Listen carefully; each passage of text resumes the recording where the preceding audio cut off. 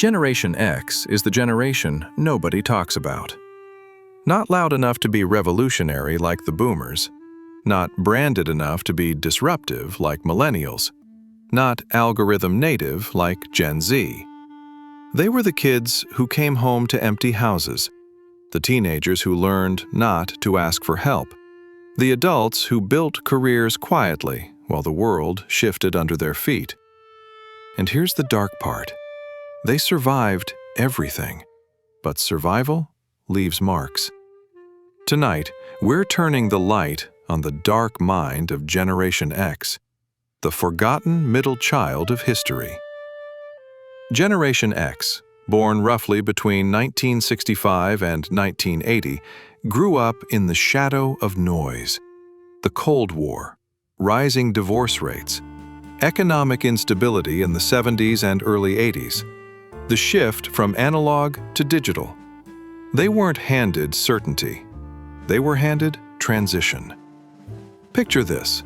A 9-year-old kid walks home from school in 1978. He lets himself in with a key hanging around his neck. The house is quiet. He makes his own snack, turns on the TV. No one asks how his day was. That kid learns something subtle but powerful. Figure it out yourself. This wasn't rare. It was normal. They were called latchkey kids for a reason. Psychologically, that environment builds independence, but it also builds emotional self-containment.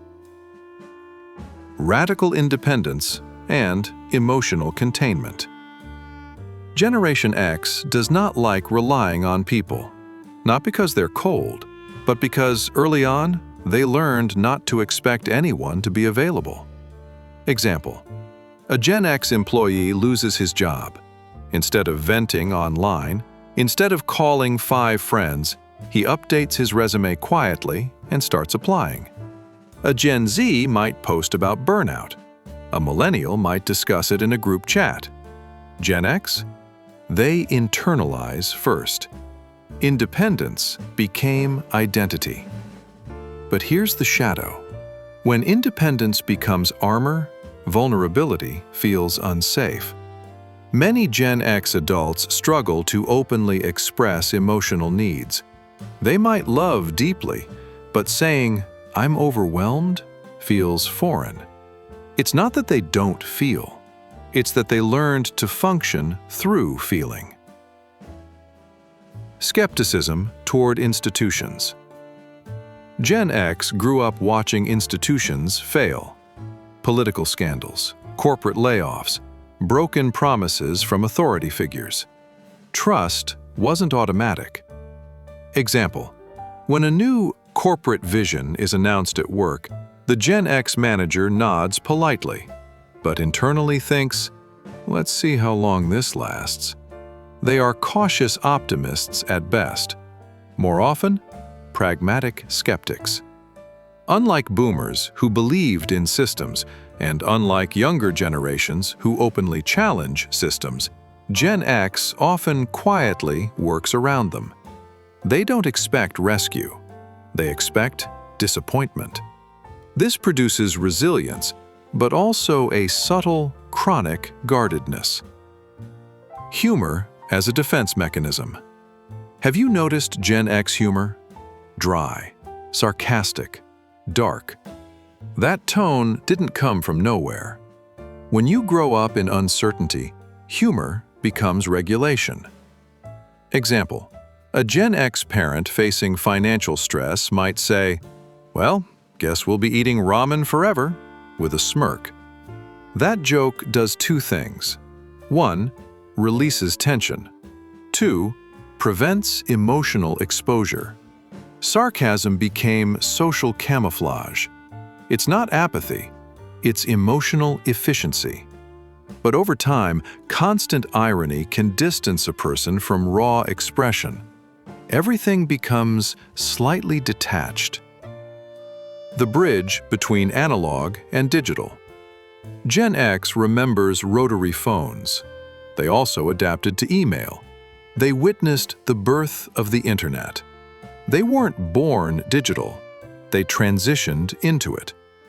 Example: a Gen X professional uses LinkedIn effectively, but they rarely overshare. They treat social media like a tool, not an identity. Contrast that with younger generations who grew up documenting everything. For Gen X, privacy feels natural. Exposure feels optional. This creates psychological boundaries, but sometimes also digital detachment. They can exist offline without panic, but they may also struggle to fully participate in modern self-promotion culture. The work ethic of keep going. Many Gen Xers were raised by parents who valued toughness. Don't complain, work hard, handle your business. Example: a Gen X woman working full-time while raising kids rarely posts about exhaustion. She manages, adjusts, recalibrates. Burnout? Yes. Publicly visible? Rarely. Their identity often centers on reliability. If a Gen X colleague says they'll do something, they do it. But here's the shadow. When your value is tied to endurance, rest can feel like weakness, and that belief can quietly erode mental health. Emotional minimalism. Many Gen X adults were not raised in emotionally expressive households. Conversations about feelings were brief, if they happened at all. Example: a Gen X father might show love by fixing your car, not by saying, "I'm proud of you." Love was practical. Care was functional. So when emotional language became mainstream decades later, some of them felt like immigrants in a new culture. They weren't trained in therapy vocabulary, they were trained in problem solving. This doesn't mean emotional absence, it means emotional compression. Self-reliance versus loneliness. There is a fine line between independence and isolation. Many Gen X adults handle life alone by default. Example: instead of organizing group support during hard times, they reduce their circle quietly. They don't want to be a burden. That mindset is admirable and dangerous, because unshared stress compounds, and silent endurance is invisible suffering. Adaptability as a survival skill. One of Gen X's strongest psychological traits is adaptability. They transitioned through analog to digital, corporate loyalty to gig economy, pre-internet privacy to surveillance capitalism, stable pensions to uncertain retirement. Example: a Gen X professional who built a career in print media had to learn digital marketing in their 40s. They adapted. But adaptation has a cost. Constant recalibration creates fatigue. They rarely complain about change, but they've absorbed decades of it. The quiet identity crisis.